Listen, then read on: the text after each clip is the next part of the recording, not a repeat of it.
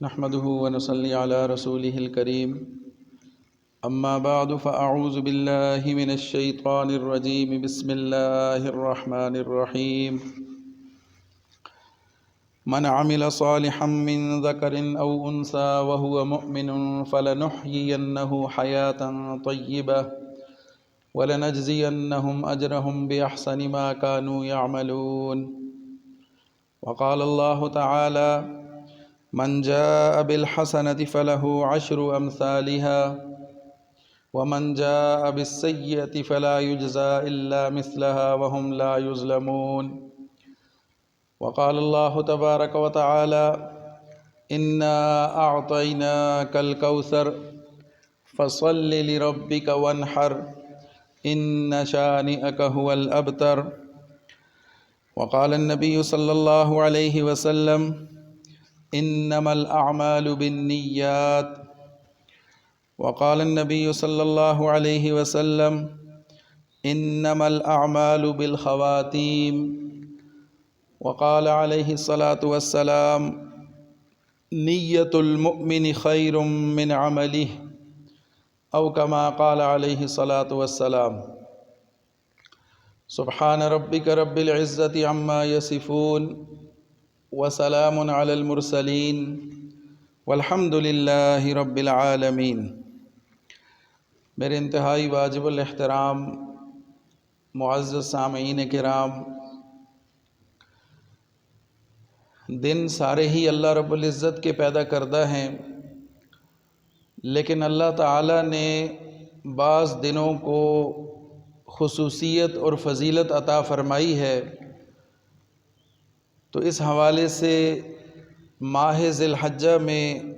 اللہ رب العزت نے ابتدائی عشرے کو اور ایام تشریق کو جو فضیلت اور اہمیت عطا فرمائی ہے وہ سال بھر کے دیگر دنوں میں کسی دن کو اتنی اہمیت اور اتنی فضیلت نہیں عطا فرمائی۔ گزشتہ روز یوم عرفہ تھا، 9 ذی الحجہ، کہ جس دن حجاج کرام میدان عرفات کے اندر جمع ہوتے ہیں، وقوف عرفہ کرتے ہیں اور حج کا رکن اعظم ادا کرتے ہیں، حج کا فرض ادا کرتے ہیں۔ اور یوم عرفہ کے بارے میں رسول اللہ صلی اللہ علیہ وسلم نے فرمایا کہ عرفہ کے دن کے روزے کے بارے میں اللہ تعالیٰ سے امید رکھتا ہوں کہ اس کے بعد والے سال اور پہلے والے سال کے گناہوں کا کفارہ بن جائے گا۔ یعنی رسول اللہ صلی اللہ علیہ وسلم اس دن کی فضیلت اور اہمیت بتلا رہے ہیں کہ اس ایک دن کے روزے کی اتنی اہمیت ہے کہ اس ایک دن کا روزہ رکھنا گزشتہ سال اور آئندہ سال کے گناہوں سے کفارے کا سبب بن جائے گا انشاءاللہ۔ تو وہ عظیم دن، وہ بابرکت دن گزشتہ روز گزرا، اور روایات میں آتا ہے کہ اس دن اللہ رب العزت جس کثرت سے ایمان والوں کی بخشش فرماتے ہیں اتنا کسی اور دن میں نہیں فرماتے، اور شیطان بھی اس دن اپنے سر میں خاک ڈالتا ہے اور ذلیل و رسوا ہوتا ہے کہ اللہ رب العزت نے اتنی بڑی تعداد میں ایمان والوں کو جہنم سے بچا لیا، جنت کا سرٹیفکیٹ دے دیا، ان کی نجات کا اعلان کر دیا۔ تو یہ مقبول دن، یہ اہمیت والا دن گزشتہ روز گزرا، اور آج کا دن یوم النحر ہے، عید کا دن ہے، اور آج کا دن ایک انتہائی بابرکت اور باسعادت دن ہے۔ اللہ تعالیٰ نے اس دن اپنے بندوں کے لیے نعمت رکھی اور بخشش کا تحفہ رکھا، اور پھر یہ دن ایمان والوں کی طرف سے اللہ کے حضور تحفہ اور ہدیہ پیش کرنے کا دن بھی ہے کہ آج کے دن ایمان والے اللہ رب العزت کے حکم کو پورا کرتے ہوئے قربانی کا عمل کرتے ہیں، اور اس کے ساتھ ساتھ اس عزم کا اظہار بھی آج کے دن ہوتا ہے کہ جس طرح آج ہم جانور اللہ کی راہ میں قربان کر رہے ہیں، ذبح کر رہے ہیں، اسی طریقے سے کل جب ضرورت پڑی اور ہم سے مطالبہ کیا گیا تو دین کی خاطر، اللہ کے حکم کی خاطر، رسول اللہ صلی اللہ علیہ وسلم کی اتباع کی خاطر ہم ہر قسم کی قربانی دینے کے لیے تیار ہیں، چاہے وہ جانی قربانی ہو یا مالی قربانی ہو۔ تو یہ دن اس عزم کا اظہار ہے کہ ہم آج کے دن اللہ کی راہ میں جانور کے گلے پر چھری چلا کر، جانور ذبح کر کے اس عزم کا اظہار کر رہے ہیں اور اس نیت کو مزید پختہ کر رہے ہیں کہ جب وقت نے ہم سے طلب کیا اور ضرورت پڑی تو انشاءاللہ اللہ کی راہ میں دین کی خاطر ہر قسم کی قربانی سے ہم کسی قسم کی قربانی سے دریغ نہیں کریں گے اور پیچھے نہیں ہٹیں گے۔ تو اس دن کا جو سب سے بڑا عمل ہے وہ قربانی کا عمل ہے، اور کوئی بھی عمل اس کی ادائیگی کے لیے نیت کا بہت بڑا کردار ہوتا ہے۔ حضور صلی اللہ علیہ وسلم نے فرمایا کہ انما الاعمال بالنیات، اعمال نیتوں کے ساتھ ہیں، یعنی اگر نیت درست ہے تو عمل مقبول ہے، اور اگر نیت میں فطور ہے، نیت درست نہیں ہے، خالص نہیں ہے، تو بڑے سے بڑا عمل بھی مردود ہو جاتا ہے نیت کے خراب ہونے کی وجہ سے۔ تو قربانی کا بڑا عمل، اس میں نیت کا بہت بڑا دخل ہے، تو ہمیں اپنی نیتوں کو درست بھی کرنا ہے، انہیں جانچنا بھی ہے، پرکھنا بھی ہے۔ علماء فرماتے ہیں کہ ہر عمل کرنے سے پہلے انسان کو اپنی نیت کو ٹٹولنا ہے، جانچنا ہے، پرکھنا ہے کہ یہ میں عمل کس کے لیے کر رہا ہوں، اور پھر اس عمل کے دوران بھی اپنی اس نیت کو دہرانا ہے، اس نیت کا جائزہ لینا ہے کہ یہ میں عمل کس کی خاطر کر رہا ہوں، اس نیت کو درست کرنا ہے، اور وہ عمل جب مکمل ہو جائے اس کے اختتام پر پھر اپنی نیت کو پرکھنا ہے، ٹٹولنا ہے، اور اس کا جائزہ لینا ہے کہ کہیں میری نیت خراب تو نہیں ہو گئی۔ تو اس طریقے سے جب عمل سے پہلے، عمل کے دوران اور عمل کے اختتام پر جب ہم نیت کا جائزہ لیں گے، نیت کو درست کرتے رہیں گے، تو انشاءاللہ ہمارا عمل اللہ کے ہاں مقبول بھی ہوگا، اور اس کی وجہ یہ ہے کہ ہماری نیت درست ہوگی۔ پھر رسول اللہ صلی اللہ علیہ وسلم کا یہ بھی ارشاد ہے کہ انما الاعمال بالخواتیم،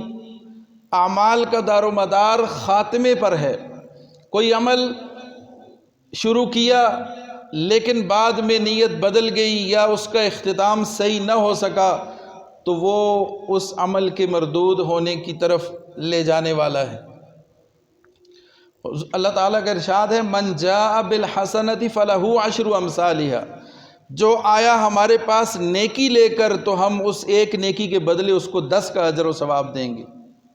ومن جاء بالسیئۃ فلا یجزی الا مثلھا وہم لا یظلمون، جو کوئی گناہ لے کر ہمارے پاس آیا، کوئی برائی لے کر آیا تو اس کا بدلہ اس ایک برائی کے برابر ہی دیا جائے گا، اور اللہ تعالیٰ اپنے بندوں پر ظلم نہیں کیا کرتا۔ تو یہاں یہ نہیں فرمایا کہ نیکی کر کے آیا، بلکہ یہ فرمایا کہ جو ہمارے پاس نیکی لے کر آیا، یعنی عمل کیا اور پھر اس عمل کو اچھی نیت کے ساتھ اس کو اللہ کے ہاں مقبول بھی کرایا اور آخر تک اس عمل کو درست رکھا، تو اس عمل کے اوپر اللہ تعالیٰ فرما رہے ہیں کہ ایک نیکی پر 10 کا ثواب ملے گا۔ من جاء بالحسنہ، جو آیا ہمارے پاس اس حال میں کہ نیکی لے کر آیا تو اس ایک نیکی کے بدلے ہم اس کو 10 کا ثواب دیں گے۔ صرف عمل کرنا کافی نہیں ہے، اس عمل کو اللہ کی بارگاہ میں قبول کروانا بھی ضروری ہے، منظور کروانا بھی ضروری ہے۔ اسی لیے فرمایا من جاء بالحسنہ فلہ عشر امثالھا ومن جاء بالسیئہ فلا یجزی الا مثلھا وہم لا یظلمون۔ جو گناہ ہمارے پاس لے کر آیا، یعنی گناہ کیا پھر توبہ کر لی تو اس گناہ پر اس کو پکڑ نہیں ہوگی۔ گناہ کر لیا، پھر اس گناہ پر ڈٹا رہا، اس گناہ پر قائم رہا، اسی گناہ کو لے کر اللہ کی بارگاہ میں حاضر ہو گیا، اللہ کے سامنے پیش ہو گیا، تو پھر اس گناہ پر اس کو بدلہ دیا جائے گا، اس کا برا بدلہ ملے گا اس کو۔ لیکن اس ایک برائی کے بدلے ایک ہی برائی کا بدلہ ملے گا۔ وَهُمْ لَا يُظْلَمُونَ، اللہ تعالیٰ اپنے بندوں پر ظلم کرنے والا نہیں۔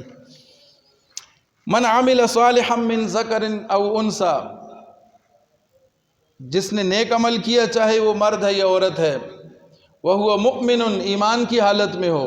فَلَنُحْيِيَنَّهُ حَيَاةً طَيِّبَةً، تو ہم انہیں دنیا کی زندگی میں حیات طیبہ عطا کریں گے، وَلَنَجْزِيَنَّهُمْ أَجْرَهُمْ بِأَحْسَنِ مَا كَانُوا يَعْمَلُونَ، اور آخرت میں پھر ان کے لیے ہم نے بڑا اجر رکھا ہے، ان کے اعمال کا پورا بدلہ پھر ان کو دے دیا جائے گا۔ تو نیت جو ہے وہ بہت اہمیت رکھتی ہے، اور اللہ تعالیٰ کا ارشاد ہے، رسول اللہ صلی اللہ علیہ وسلم کا ارشاد ہے کہ نیت المؤمن خیر من عملہ، مومن کی نیت اس کے عمل سے بہتر ہے، اس لیے کہ نیت کرنے پر اللہ تعالیٰ ثواب دیتے ہیں، اجر ملتا ہے۔ ایک شخص نیت کرتا ہے کہ میرا حج کا ارادہ ہے، تو اس پر اسے اجر ملے گا۔ اب وہ حج کر سکتا ہے یا نہیں کر سکتا، اس کا کسی کو معلوم نہیں ہے، اور پھر اگر وہ کر بھی لے تو وہ عمل مقبول ہے یا مردود ہے، اس کا بھی کسی کو یقینی طور پر کوئی اندازہ نہیں۔ تو اس لیے فرمایا کہ نیک نیتی، اچھی نیت المؤمن خیر من عملہ، اس کے عمل سے بھی بہتر ہو جاتی ہے۔ نیت کرنا آسان ہے، نیت بار بار بھی کی جا سکتی ہے، اور نیت کو درست کر لے گا تو اس پر اللہ تعالیٰ اس کو اجر بھی دیں گے۔ آگے عمل ہو سکتا ہے یا نہیں ہو سکتا، اللہ کی طرف سے توفیق ملتی ہے یا نہیں ملتی، یا موقع ملتا ہے یا نہیں ملتا، یا وہ موقع مل بھی گیا تو وہ عمل مقبول ہے یا مردود ہے، اس کا کوئی پتہ نہیں۔ اس لیے فرمایا کہ نیت، مومن کی نیت اس کے عمل سے بھی بہتر ہے۔ حضرت حسن بصری رحمہ اللہ فرماتے ہیں کہ ایک زمانہ وہ تھا کہ لوگ عمل کرتے تھے اور اپنا عمل چھپاتے تھے، پھر وہ دور ختم ہوا تو وہ دور آیا کہ لوگ عمل کر کے اپنا عمل بتایا کرتے تھے کہ ہم نے یہ کام کیا ہے۔ فرمایا کہ پھر وہ دور بھی چلا گیا، اور اب وہ زمانہ آ گیا ہے کہ لوگ عمل کچھ نہیں کرتے اور جتلاتے بہت زیادہ ہیں۔ تو نیت کا دار و مدار، اعمال کا دار و مدار نیت پر ہے، اور اعمال کا دار و مدار خاتمے پر ہے، اور ایمان والے کی نیک نیتی اس کے عمل سے بھی بڑی ہوئی ہے۔ رب عمل صغیر تعظمہ النیہ، بعض اوقات عمل بہت چھوٹا ہوتا ہے لیکن تعظمہ النیہ، نیت اس کو بہت بڑا بنا دیتی ہے۔ انسان کا عمل بہت کمزور ہوتا ہے، بہت چھوٹا عمل ہوتا ہے، لیکن اس کا اخلاص، اس کی نیت خالص ہوتی ہے تو تعظمہ النیہ، اس کی نیت اس کو بڑا بنا دیتی ہے۔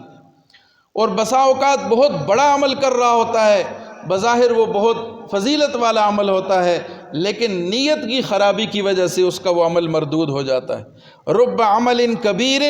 تصغرہ النیہ، بسا اوقات عمل بہت بڑا ہوتا ہے لیکن نیت اس عمل کو چھوٹا بنا دیتی ہے۔ تو اس لیے جو بھی نیک عمل کریں، خصوصاً آج کا جو قربانی کا عمل ہے، اس میں ہماری نیت کا درست ہونا بہت ضروری ہے۔ اور پھر یہ بھی ذہن میں رکھنا ہے کہ یہ قربانی صرف ایک کوئی رسم نہیں ہے کہ جس کو پورا کر لیا، بلکہ قربانی ایک وہ فلسفہ ہے کہ جس کے ذریعے اللہ رب العزت ہمارے اندر ایک ذہنیت پیدا کرنا چاہتے ہیں، اور وہ ذہنیت یہ ہے کہ جب بھی ضرورت پڑی اللہ کے نام پر اپنی جان، اپنا مال، ہر قسم کی قربانی دینے کے لیے انسان تیار ہوتا ہے۔ تو قربانی کے حوالے سے صرف ایک حدیث اگر ہم دل کی آنکھوں سے، دل کے کانوں سے سن لیں اور اس پر نظر کریں تو یہ ایک حدیث ہی کافی ہے انسان کو قربانی کے عمل کے لیے۔ انسان پھر مجبور ہو جاتا ہے، پھر وہ اس عمل کے بغیر وہ رہ نہیں سکتا۔ رسول اللہ صلی اللہ علیہ وسلم فرماتے ہیں یوم النحر یعنی 10 ذی الحجہ کے دن اولاد آدم کا کوئی عمل اللہ کے نزدیک قربانی سے زیادہ محبوب نہیں ہے۔ وہ قربانی